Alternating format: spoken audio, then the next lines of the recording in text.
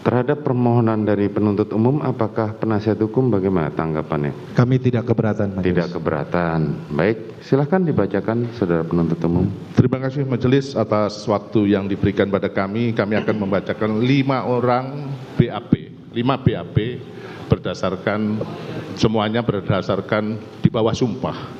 Ya, 5 orang seperti yang sudah-sudah. Langsung aja saya bacakan. Berita acara pemeriksaan saksi Sugeng Putut Wicaksono. Tempat lahir Jakarta 16 Juli 1973, agama Islam, keluarga. Izin mulia, belum dibuka sidang. Oh ya. Sudah kami buka. Jadi langsung dilanjutkan, langsung keterangannya saja, Siap, saudara siap. jaksa penuntut umum. Berita acara pemeriksaan saya ulangi, berita acara pemeriksaan saksi Sugeng Putut Wicaksono. Bahwa berdasarkan di bawah sumpah Sugeng, pada intinya Sugeng Putut Wicaksono memberikan keterangan, dapat saya jelaskan bahwa saya kenal dengan Richard Eliezer pada saat saya tersebut sedang, kan istri saya sama sekali tidak kenal. Dapat saya jelaskan bahwa saya kenal dengan Ricky dan saudara Kuat. Saya pertama bertemu dan kenal mereka pada tanggal 8 Juli 2022. Saya saat mereka sedang menjalani pemeriksaan di ruang pemeriksaan Provos Divpropam Polri, dan saya tidak ada hubungan keluarga dengan kedua orang yang dimaksud. Dapat saya jelaskan bahwa saat ini saya berdinas di Divpropam Polri.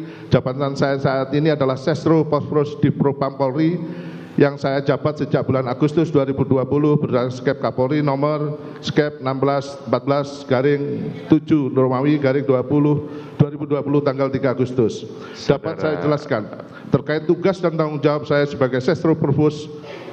Ya, saudara jaksa penuntut umum, dibacakan yang poin yang pokok saja, yang itu yang tidak berkaitan dengan itu silahkan. Terima kasih Majelis. Langsung dapat saya jelaskan bahwa terkait dengan adanya peristiwa meninggalnya almarhum Nofriansah Yosua Huta Barat yang terjadi di rumah dinas beralamat di Komplek Polri Duren 3 nomor 46 Jakarta Selatan pada tanggal 8 Juli. Saya pertama mengetahuinya pada tanggal 8 Juli 2022 sekitar pukul 20.15 WIB. Saya mendapat informasi dari Karu Provos via telepon terkait adanya kejadian di rumah dinas Kadif Propam. Kemudian saya datang ke kantor untuk menghadap Karu Provos dan menanyakan kronologis kejadian. Setelah itu pada pukul 22.00 bahwa saya beserta Kombes Pol Harun dan Kombes Pol Agus menuju ke ruang pemeriksaan di lantai 3 Biro Provos untuk meminta keterangan singkat terkait kejadian tersebut terhadap 3 orang, yaitu saudara Rikat, saudara Ricky, saudara Kuat yang mengetahui kejadian tersebut.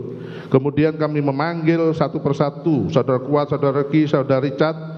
Dari ketiga orang tersebut saya mendapatkan informasi bahwa asal mula kejadian berawal dari peristiwa yang terjadi di Magelang.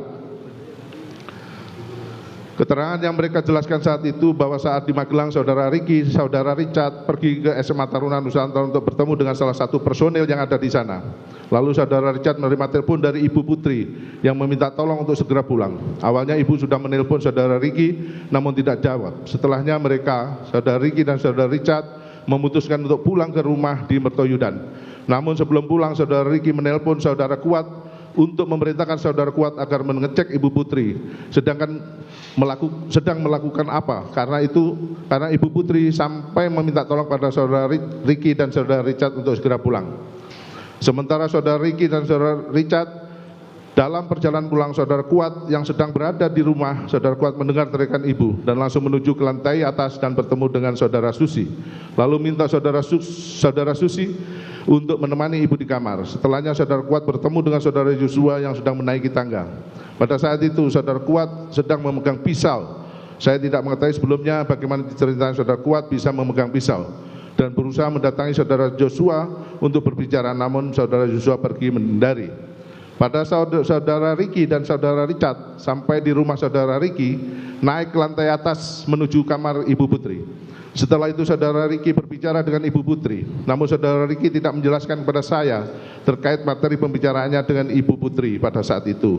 Kemudian berdasarkan keterangan saudara Ricky bahwa setelah dari kamar Ibu Putri, saudara Ricky pergi ke kamar saudara Yosua untuk mengamankan senjata saudara Yosua. Lalu Ibu Putri memberikan perintah bahwa mereka akan pulang besok. Berdasarkan keterangan saudara Richard dan saudara Ricky dan saudara Kuat, besok harinya dalam perjalanan menuju Jakarta yang bersama dengan saudara Yosua adalah saudara Ricky. Hanya mereka berdua dalam satu mobil. Pada saat itu saudara Yosua protes kepada saudara Ricky kenapa senjatanya saudara Yosua diamankan. Dengan berbagai alasan akhirnya saudara Ricky mengembalikan senjatanya saudara Yosua kepada saudara Yosua dalam mobil saat itu dalam perjalanan menuju Jakarta. Poin penting yang ingin saya sampaikan bahwa berdasarkan keterangan mereka, saudara Richard, saudara Ricky, saudara Kuat, terkait peristiwa yang terjadi di Magelang, kesan yang dapat saya ambil dari cerita tersebut adalah Ibu Putri merasa terancam dengan saudara Yosua. Hal itu yang menyebabkan senjata saudara Yosua diamankan. Dapat saya tambahkan, pada saat saya berada di beserta Kombes Pol Harun dan Kombes Pol Agus sedang melakukan interogasi kepada saudara Richard, Bapak Verdi Sambo datang ke ruangan pemeriksaan. Beliau menyatakan bahwa ingin berbicara empat mata dengan saudara Richard. Lalu kami semua keluar dari ruang pemeriksaan dan kami memutuskan untuk berkumpul di ruang tunggu pemeriksaan. Setelah 10 sampai dengan 15 menit kemudian, Bapak Verdi Sambo bersama saudara Richard keluar dari ruang pemeriksaan, bergabung dengan kami di ruang tunggu pemeriksaan dan menceritakan pada kami terkait hal-hal umum yang terjadi pada saat itu dan tidak ada hal-hal yang krusial. Menurut saya, kejadian yang terjadi di Magelang merupakan trigger pemicu. Hal tersebut saya sampaikan karena setelah beberapa hari, tanggal pastinya saya sudah lupa, saya beberapa kali diingatkan oleh saudara Verdi Sambo bahwa cerita di Magelang tersebut tidak ada, itu hanya ilusi. Pada hari Kamis tanggal 21 Juli sekitar pukul 20.20 WIB, saya dipanggil ke rumah Bapak Verdi Sambo melalui pesan WhatsApp terkait masalah piket anggota Provos yang berjaga di rumah beliau. Setelah itu saya datang ke rumah Bapak Verdi Sambo, namun saat saya berada di rumah beliau dan bertemu dengan beliau, pembicaraan kami sebenarnya lebih terfokus pada permasalahan yang ada di Magelang. Yang dimana beliau menyampaikan bahwa sebenarnya tidak ada masalah yang terjadi di Magelang. Semua cerita terkait peristiwa yang terjadi di Magelang tidak pernah ada. Demikian majelis yang diperiksa, Sugeng Putut Wicaksono ditandatangani. Baik, terdakwa, bagaimana tanggapan saudara atas keterangan dari saksi tersebut? Izin yang mulia, tidak ada tanggapan yang mulia. Apakah benar, salah, atau tidak tahu menahu? Saya tidak tahu yang mulia.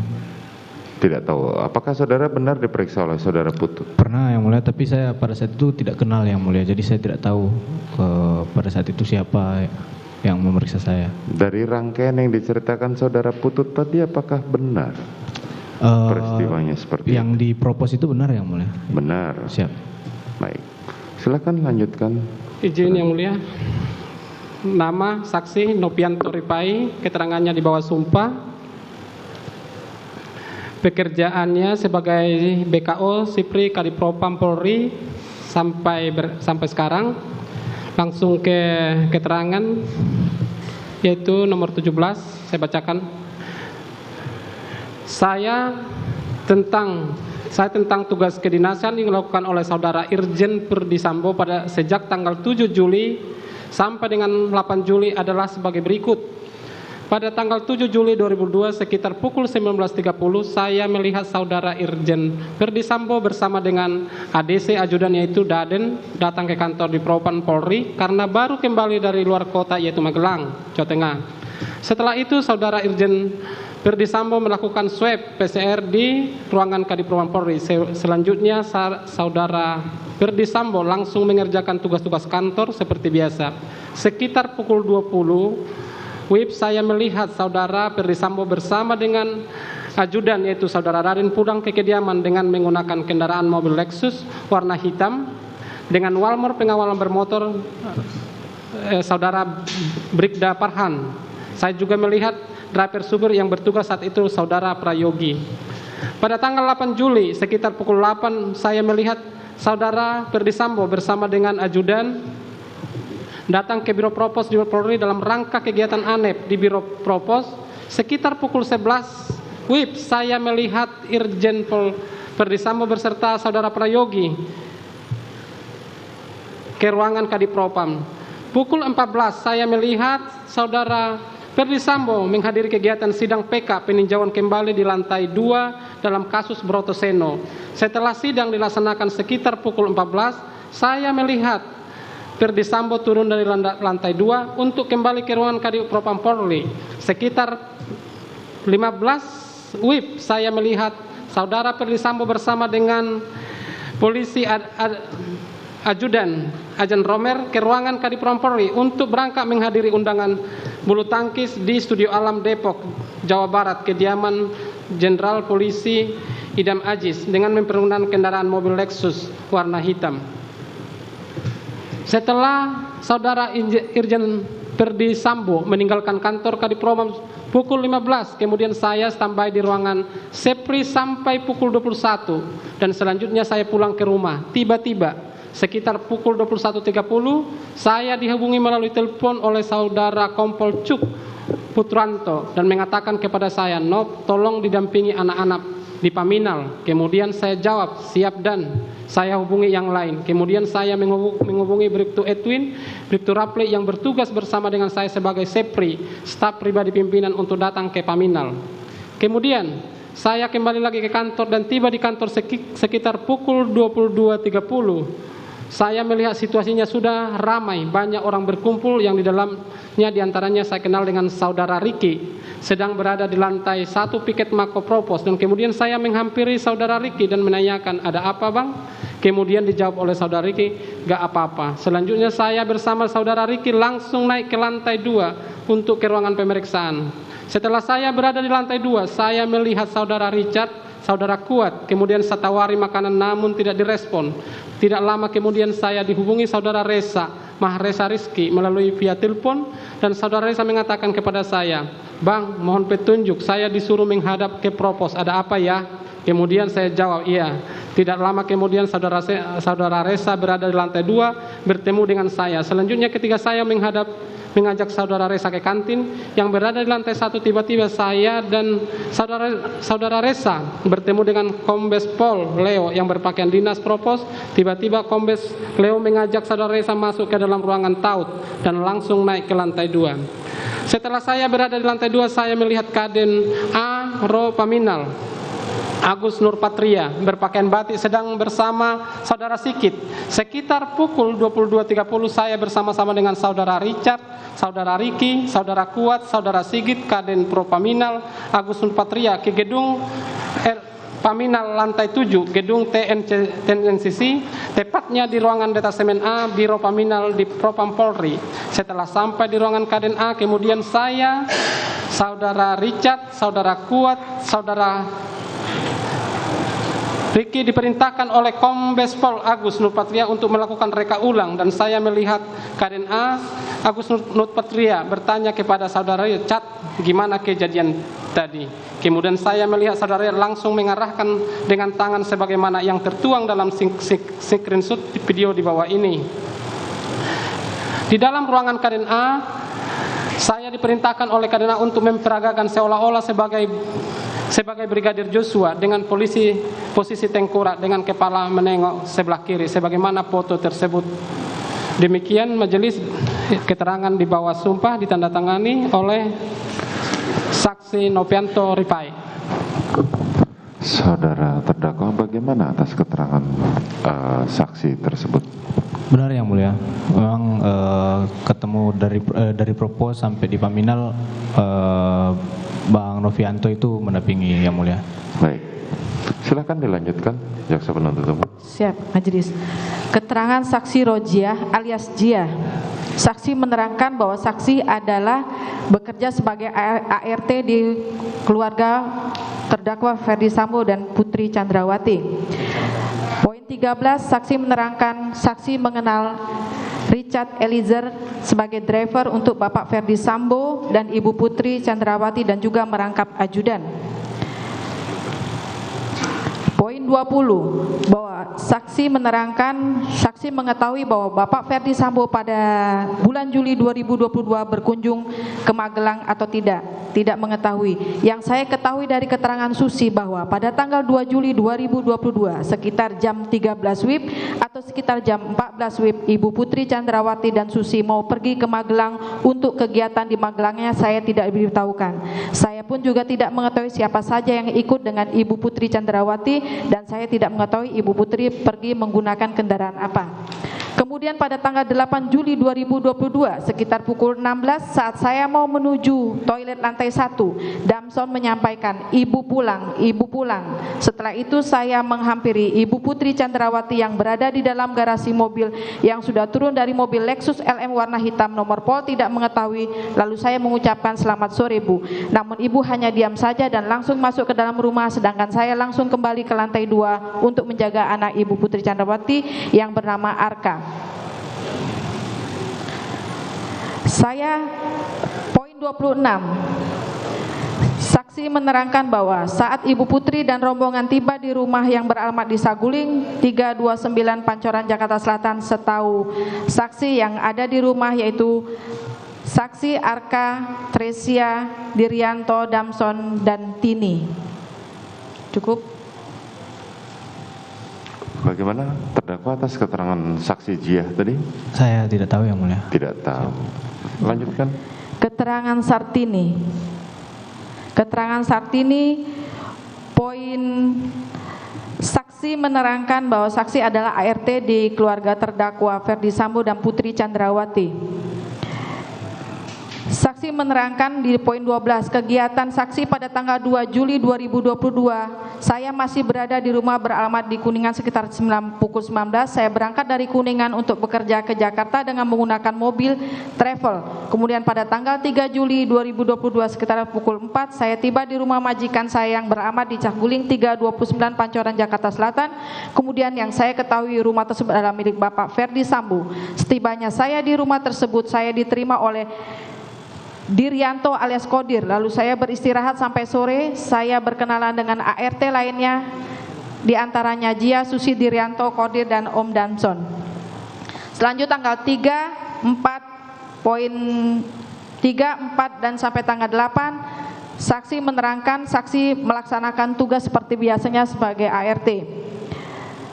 Saksi mengetahui Ibu Putri Chandrawati datang dari Magelang, namun saksi tidak melihat langsung Ibu Putri Chandrawati.